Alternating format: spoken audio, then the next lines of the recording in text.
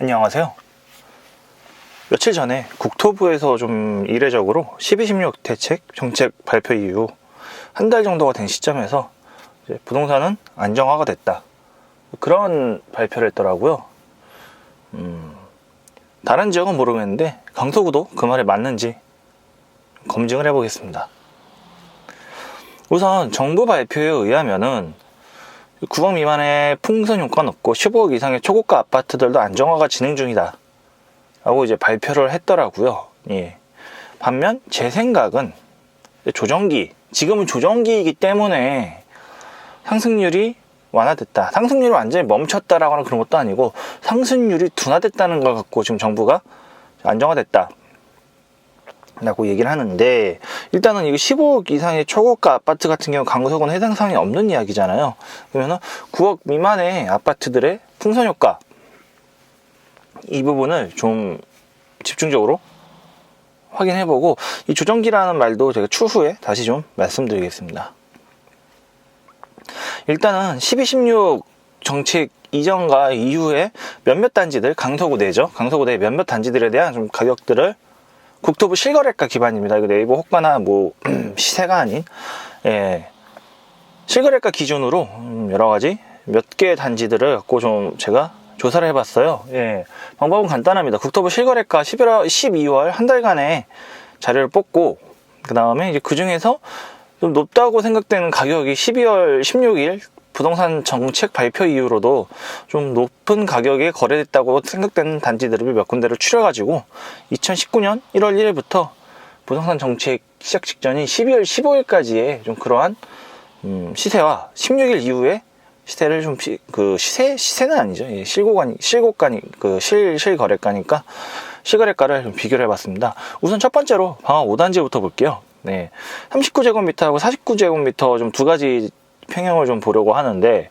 일단은 이게 정책 이전까지는 최고가 3억 7천 정도, 그 다음에 최저가 3억 1,500 정도, 이게 연중 거래된 가격의 범위죠. 예. 그렇다면은 정책 이후에 현재 실거래가가 등록이 된 가격은 3억 8천입니다. 역시 3억 7,200을 좀 더 상회하는 신고가를 기록을 하고, 그 다음에 이제 국토부 실거래가로는 신고가 안 됐는데, 이제 부동산 커뮤니티에서 매수했다고 인증을 하신 분은 이제 3억 8,500에 인증을 하셨다고, 구입을 하셨다고 그렇게 인증을 하셨더라고요. 그래서 이 뭐 1월 달에 구입하신 거니까 제가 1월 시세는 제가 체크를 안 했고 12월 16일부터 31일까지의 시세만 체크를 했거든요. 예.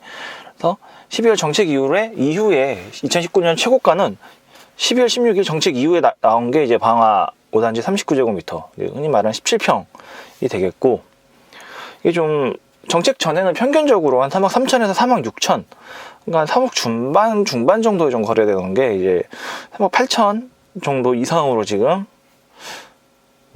실거래가를 좀 높여갔습니다. 정책 이후로. 예, 그렇게 됐고, 그 다음에 이제 49제곱미터, 이제 흔히 말하는 20평이죠. 20평 같은 경우는 이제 4억 1,900에서 4억 7천 정도에서 왔다 갔다. 즉 12월 15일 이전까지는 4억 7천을 못 넘었어요. 못 넘고 있다가 정책 이후는 4억 9,700이라고 5억에서 300 빠진 가격이죠. 예, 실거래가가 등록이 됐습니다. 그래서 지금 이제 방화 5단지 같은 경우는 정책 전에는 한 4억 중반 정도에서 플러스 마이너스 1, 2천 정도를 텀도 왔다 갔다 한 가격이죠. 그게 이제 5억 정도를 지금 향해 가는데, 약간 좀 재미있는 게 2018년 8월에 그 미친 장세 때가 정책 발표 직전에 4억 8,500까지 갔었어요. 그게 신고가였다가 이제 지금 이번에 4억 9,700으로 새롭게 신고가를 기록을 했습니다. 그 다음에 이제 가양동에 있는 강나루 현대 아파트인데 84제곱미터, 32평, 34평 되겠죠? 예. 정책 전에는 6억 7,800에서 7억 5천 정도의 거래가 됐다가 정책 이후 실거래가 올라온 게 7억 8천. 마곡 수명산파크 1단지 같은 경우도 정책 전에는 7억 3천에서 8억 4,600 정도에서 거래가 되다가 12.16 이후로 8억 5천. 이제 강서에스테이트 59제곱미터인데 이게 지금 7억 2천에서 8억 2천 사이에서 이제 2019년 얼추 시세가 형성되다가 정책 이후로는 8억 9,500. 등촌주공 3단지 같은 경우 5구제곱, 이쪽 다 5구제곱 같은 경우 25평이죠. 예. 5억 5천에서 6억 5천 사이에 거래되다가 정책 이후로는 6천에 지금 실거래가가 올라와 있는 상황입니다. 여기서 지금 이 12월 지금 한 11월 16일이거든요, 오늘이. 그러면은 11월 17일부터 12월 31일까지의 실거래는 100% 올라온 게 아니에요. 예. 아시다시피 실거래는 2달 후에 올라가기 때문에 지금 이 실거래가도 완전하지 않은 상황에서 현재 올라온 것만 집계를 한 내용이거든요. 예. 그렇기 때문에 강서구에는 여러 아파트 단지들이 굉장히 많고 모든 아파트 단지들이 신고가를 기록하진 않았을 거예요. 그리고 실거래가도 아직 100% 다 올라온 게 아니기 때문에 이거 갖고 단언할 수는 없지만 적어도 정부가 주장하는 풍선 효과는 없다라는 내용을 증명하기에는 좀 근거가 부족한 데이터가 되지 않습니다. 역설적으로 제가 말하는 풍선 효과는 있다라는 주장을 뒷받침하기에는 저는 제 개인적으로 충분한 좀 근거라고 생각을 하는 게, 제가 지난번에 12.16 정책 발표 당시에 일단 강서구 상황에서 몇 가지 포인트를 말씀드렸죠. 첫 번째로는 방화 5단지, 방화동이 떨어지지 않으면 강서구는 안 떨어진다. 두 번째, 이제 키포인트를 이제 마곡 수명사파크로 말씀드렸었는데, 왜냐면 이게 지금 9억의 벽에 갇혀 있거든요. 9억을 넘은 적이 없는데, 마곡 수명사파크가 9억이 넘어가는 순간, 이제 강나루 현대도 8억, 이런 이제 가양동, 흔히 저는 이제 가양동 구축, 등촌가양 84제곱미터 구축들이 8억을 넘어가기 시작할 거다 말씀드렸고, 마지막이 전세거든요. 지금 이 안에 방화동 안 떨어졌어요. 오히려 신고가를 작성을 했죠. 그다음에 가양동도 역시 더 정책 전보다 가격이 올라가서 지금 실거래가 등록이 됐고, 마곡 수명산파크도 마찬가지입니다. 예. 나머지 지금 이 핵심이라고 말하긴 좀 애매한데, 지난번에 말씀드렸던 그런 12.16 정책 혹은 9억 미만은 구멍이다. 강서구에서는 이게 어떻게 보면 더 좋은 기회가 될 수 있다라고 말씀드렸는데, 그런 부분에 대한 좀 미약한 증명이 좀 되는 부분들입니다. 예. 그래서 정부 말대로 풍선 효과가 없냐? 저는 있다고 일단은 여전히 생각을 하고 있고, 짧은 시간이죠. 정책 발표 한 달이란 짧은 시간 안에도 줄줄이 지금 신고가를 정책 전 비해서 정책 후에 신고가를 기록하면서 실거래가 올라가고 있는 게 현 상황입니다. 이게 적지 않지만 우정산 아이파크 2편 한스산 같은 경우는 8월에 10억 찍은 후에 한동안 이제 9억 중후반에 계속 거래되다가 12월에 10억 3천 신고가 찍었거든요. 예. 점점 정책 지금 발표했다고 해가지고 이게 쉽사리 가라앉지는 않을 것 같은데, 사실 국토부 주장하고 제가 방금 주장한 한 가지 좀 맹점이 있습니다. 이게 너무 판단이 빠르거든요. 일단은 그러니까 정책이 발표하고 나선 한동안 조정기인데, 조정기 초반 같은 경우는 이게 약간 좀 관성효과 좀 비슷한 느낌인 것 같아요. 상승기의 좀 잔향이라고 해야 될까요? 그게 남아있거든요. 그래서 아까 전에 방금 말씀드린 우장산 알파크 2편 한세상 같은 경우는 2018년에 크레이지장 때는 최고가가 9억 5천이었는데 2018년에 최고가는 10월인가 11월에 9억 6천에 기록이 됐거든요. 이런 식으로 가끔 보면은 오히려 9.13 대책 이후에 신고가를 기록한 단지들이 가끔가다 눈에 띄어요. 그래서 조정기 초반은 특히 이제 정책 발표 직후에 이러한 신고가 기록하는 단지들 자체가 좀 직전 장의 상승 텀에 대한 잔향이 남아있어서 그럴 수가 있거든요. 역으로 말하자면은 정부가 그렇게 정책 발표 한 달 만에 집값이 안정화됐다고 주장하기에도 굉장히 섣부른 시점이고, 제가 방금 전에 이렇게 여러 단지들의 정책 발표 이후에 신고가 기록하는 것도 미리 체크하는 것도 좀 섣부른 판단이긴 합니다. 근데 그러면 섣부른 걸 왜 하냐? 정부가 먼저 했으니까 저도 그에 따른 그냥 그게 맞나 안 맞나 검증을 하기 위해서 했던 것일 뿐이고, 정부가 그렇게 미리 섣불로 발표 안 했으면은 저도 이 챕터는 아예 없었을 겁니다. 여태까지도 그랬고요. 8.2 대책 때는 강서구 부동산 얘기 안 했죠. 9.13 대책 때도 정책에 관한 좀 근시안적인 미래, 조정기는 올 것이다. 그 다음에 조정기 끝나면 상승텀 전환될 것이다. 그 정도까지만 언급했지, 이게 정책 발표 몇 개월 동안의 하락이나 조정에 대해서는 언급을 안 했었어요. 예.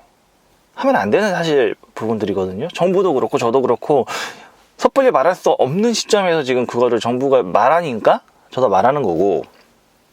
자, 그럼에도 불구하고 9.13 대책 때랑 12.16 대책 때에 좀 미묘한 차이점이 있습니다. 정책 후 고가 갱신한 단지가 좀 더 많아요. 이번 정책 이후로. 이게 왜 그러냐면 9.13 같은 경우는 약간 좀 뭐라고 말할까요? 다주택자들 직전에 8.1 정책이 다주택자들이 집사라고 만든 정책이기 때문에 다주택자들의 뭐 먹잇감이 되던 좀 그 당시로는 한 6억, 7억 미만의 아파트들을 모두 포함해서 전 가격대의 아파트들을 꽤 동일한 수준의 좀 수요 억제를 시도했었거든요. 초반에는 그게 먹혀 들어갔기 때문에 가격대랑 상관없이 매수세 자체가 위축되는 효과가 일정 기간 동안은 있었어요. 그렇기 때문에 전반적으로 가격대가 떨어졌는데 12, 16 같은 경우는 지금 여러 번 얘기하는 거지만 9억 미만은 구멍이거든요.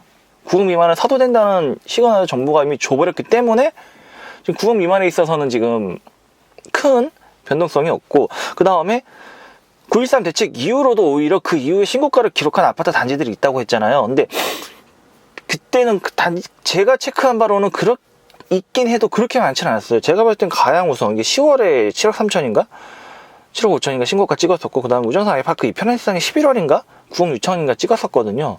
근데 보면은 전체를 저도 물론 강서구 아파트 전체를 체크한 건 아닌데 뒤져봐도 그렇게 쉽게 나오지도 않고, 그 다음에 이제 10월에 가영 우상이 7억 3천인가 7억 5천 10월에 기록을 했고, 우장산 아이파크 이편항상이 11월에 신고가를 기록했는데 지금 약간 좀 기억이 아리까리해요. 이거는 좀 약간 부정확할 수도 있지만 신고가는 그 부동산 실거래가는 2달 후에 올라왔으니까 얘는 12월, 얘는 그 다음에 1월 정도에 아마 신고가가 올라왔을 겁니다. 즉 9.13 대책 이후로 신고가가 기록을 했어도 이거를 당장은 눈치를 못 챘었거든요. 그런데 지금 12, 16 정책 같은 경우는 한 달 안에 지금 이런 신고가를 기록한 실거래가가 이미 지금 여러 단지에서 등록이 된 상황이에요. 약간 좀 시장의 차이점이 비슷한 것 같으면서 다른 점이 이런 부분이거든요. 흔히 이제 저 같은 경우는 감이라면 감인데 상승장 뜰 때는 본능적으로 느껴가지고 그 주위에 혹은 가족이나 집사 매수대기 중인 분들은 지금 덤벼라, 아니면 오른다. 지난번에 방어단지도 그런 식으로 사는 케이스인데, 그런 좀 이게 그게 100% 감이라고 하긴 뭐하고 이런 미묘한 좀 변화점에서 그런 실마리를 좀 찾아내려고 합니다. 그래서 같은 수요 억제 정책임에도 불구하고 12, 16적이 좀 더 9억 미만에는 자유도를 주기 때문에 그만큼 9억 미만의 아파트들이 신고가가 올라오는 시점이 훨씬 더 빠르지 않나 하거든요. 그 다음에 거래량 변동. 왜 9.13 정책 이후로는 신고가 실거래가 잘 안 올라왔느냐. 사람들이 그 당시엔 집 살 생각 자체를 아예 안 했어요. 대출 정책이라든지 뭐 그 다음에 임대사업자 정책, 그런 전반적으로 그런 부분들 전부 다 꽉 조여놓은 상황이니까. 그래서 거래량이라는 게, 사실 거래량과 아파트의 가격은 장기적으로 봤을 때 그렇게 큰 상관관계는 없지만 단기적 관점에서 봤을 때는 어느 정도 좀 상관관계를 갖고 있거든요. 자, 2018년 8월 이때가 보통 통상 서울시가 아파트 전체 거래량을 봤을 때 전세 거래량이 한 10,000건 안팎이에요, 월간. 그 다음에 이제 매매는 정책에 따라서 되게 들쭉날쭉 하는데 매매가 10,000건을 넘어갔었거든요. 굉장히 흔치 않은 그런 시점이었는데, 이런 식으로 그러다가 2018년 10월부터는 뭐 3,000건인가로 확 줄어들었어요.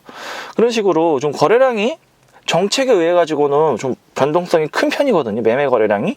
근데 아직은 2달이 안 됐기 때문에 최종 거래량이 어떻게 나왔는지는 지금 시점에서는 판단하는 건 무리지만, 이미 강서구 내 여러 9억 미만 아파트들에서 신고가에 대한 실거래가 올라갔다라는 거는 지난번 9.13 대책만큼 거래량이 급격히 줄진 않는다 라고 말씀드리겠습니다. 예. 왜냐면 9억 이상은 구멍이거든요.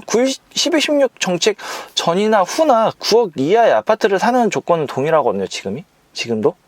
그렇기 때문에 정책 영향을 전혀 안 받는 구간이기 때문에 여기서 거래량이 이 구간에선 줄어들기 굉장히 힘들고, 꾸준히 이렇게 신고가를 갱신하는 이유도 9억 이상이 자꾸만 틀어막혀 있으니까 9억 미만으로 지금 탄자권이 형성되고 있으니까 그런 부분이고, 그 다음에 아까 전에 조정기 계속 몇 번 얘기해. 왜 조정기가 발생하는가? 새로운 정책이 발표된다고 매도자가 바로 시세를 낮추는 건 아닙니다. 예를 들어서 12월 13일에 아파트를 9억에 내놨어요.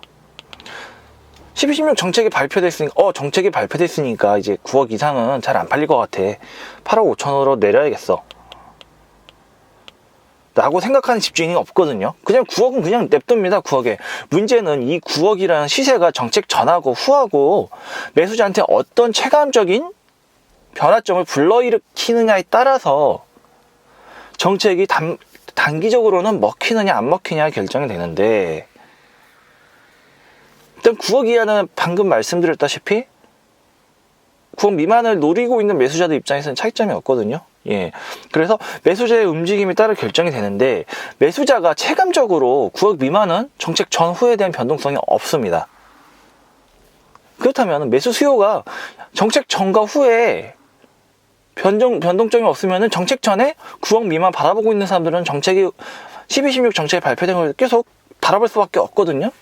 그러면은 9억 미만의 집주인이 내는 가격이 그대로 팔린다는 상황이고, 이렇게 정책이 발표되고 나서 변동점이 없다 싶으면은 이거는 매수세는 못 눌렀다는 뜻이고, 최대한 빨리 조정이 끝나고 상승텀으로 전환될 수 있는 여지가 지금 있습니다. 그래서 섣부른 판단은 제가 금물이라고 적었지만, 일단 첫 번째로 국토부가 이미 섣부른 판단을 하고 있고, 국토부가 섣부른 판단을 하고 있으니까 저도 섣부르게 한번 강서구대 주요 아파트들의 좀 정책 이후에 실거래가 변화를 체크를 해보고, 섣부른 실거래가 변화에 체크를 해보니까 생각보다 이 변화의 조짐이 9.13 때가 또 다르거든요. 제가 봤을 땐 그래요. 제 말이 정답은 아니니까. 예, 당연히 각자 도생 판단하시는 분들이 가장 정확하게 판단하시고 본인의 가장 큰 자산을 움직이셔야 되는 거고, 제 말은 참고가 될 수도 있고 참고가 안 될 수도 있습니다. 어찌됐건 앞전에서 계속 섣부른이란 말이 굉장히 많이 나왔죠. 예, 그래서 12, 16 정책을 발표를 해놓고도 정부가 굉장히 좀 조급해한다는 그런 느낌을 지울 수가 없어요. 번째로는 지금 이거는 제가 서울시 아파트 왜 오를까 강서구 부동산 이야기 편에서 설명드렸던 부분인데, 부동산 정책은 9가지 강점과 1가지 약점이 존재하고, 시장은 1가지 약점만 물고 늘어뜨려가지고 9가지 강점을 무너뜨립니다. 8.2 정책, 9.13 정책 다 그랬고, 12, 16 정책도 오히려 8.2 정책 같은 경우는 약점이 노출되는데 굉장히 좀 시간이 오래 걸렸고요. 그 다음에 9.13 정책 같은 경우도 어느 정도 시간이 걸렸는데, 12, 16 정책 같은 경우는 약점이 노출되는 시기 굉장히 좀 빨랐어요. 9억 미만이 구멍이냐 아니냐를 부동산 전문가는 물론이고 일반인인 저도 마찬가지고 정부마저 지금 이 얘기를 하고 있습니다. 즉 9억 미만의 풍선효과 말하는 것 자체부터 정부도 지금 9억 미만이 약점입니다라는 사실을 알고 있기 때문에 부랴부랴 정책 발표 한 달 만에 안정화됐어요 라고 홍보를 하는 중이라고 생각을 하거든요. 그래서 8.2 정책 때 같은 경우 약간 좀 특이한 게, 2017년 8월 2일 날 정책을 발표했는데 양도세 중과 유예를 그 다음 2018년 3월까지 했거든요. 그래서 8월에서 3월에 텀이 있었고, 실질적으로 정책이 유효하는 시점은 3월부터 시작이 됐었어요. 그 다음에 이제 6월에는 지방자치 선거가 있었죠. 2018년. 그렇기 때문에 8.2 정책 같은 경우는 뭐 정책이 안정 어쩌고저쩌고 그거를 섣불리 말할 수가 없는 상황이라고 정부의 입장을 대변할 수 있겠고, 9.13 정책 같은 경우는 진짜 이거 정책 발동하자마자 꽤 단시간 내에 일단 집값을 억누르는 효과는 굉장히 컸습니다. 했는데 지금처럼 이례적으로 뭐 한 달 만에 안정화했으면 이런 발표 안 했거든요. 이제 12, 16 정책 같은 경우는 이례적으로 굉장히 좀 빠르게 안정화됐다라고 발표를 하는 것 자체가, 몇 개월짜리 정책, 이번에도 12, 16 정책도 집값 잡는 건 굉장히 어렵다고 느껴서 이러한 좀 조급함을 보여주지 않나 하는 생각을 해보거든요. 그 다음에 집값의 안정화의 함정이라는 게 있어요. 매수 시그널을 준다는 거거든요. 자, 이게 이제 희망편과 절망편, 인터넷 짤방 그런 거 있죠. 약간 유사한 관계인데, 정부의 의도 같은 경우는 집값이 안정화됐으니 당장 급하게 사지도 팔지도 말아라. 필요할 때 사고 필요할 때 팔아라. 약간 이런 의미지만, 집값의 안정화를 시장은 어떤 식으로 받아들이냐? 지금이 저점입니다. 라는 거거든요. 지금이 저점일 경우는 매수자 입장에서는 어떻게 움직일까요? 빨리 살려 그러겠죠. 이 괴리감이 지금 자꾸만 정부가 조급함으로 인해서 지금 정부의 조급함이 정부가 원하는 방향하고 시장이 원하는 방향이 좀 괴리감이 좀 발생한다고 그렇게 생각을 합니다. 자, 지금 제가 강서구 부동산 이야기 2018년 5월인가부터 했던 걸로 기억하거든요. 그때 집을 사신 분들, 2019년 5월에 집을 사신 분들, 2020년 1월에 집을 사려고 대기하시는 분들, 강서구 아파트 시세 한번 보세요. 2018년 5월에 실거래 시세, 2019년 5월에 실거래 시세, 2020년 5월에 1월에 실거래 시세. 웬만히 지금 이 강서구 부동산 이야기에서 몇 번 이상 언급된 단지들 치고 엄청난 상승을 안 기록한 단지들은 없습니다. 예. 정부 말을 또 믿으실 분들 한번 믿어보시고, 저라면은 솔직히 정부 말은 안 믿습니다. 여태까지도 안 믿어왔고. 그 다음에 지금 이게 지금 실거래 단축이 2월 20며칠인가부터 이제는 현재는 2달인데 30일로 좁혀지거든요.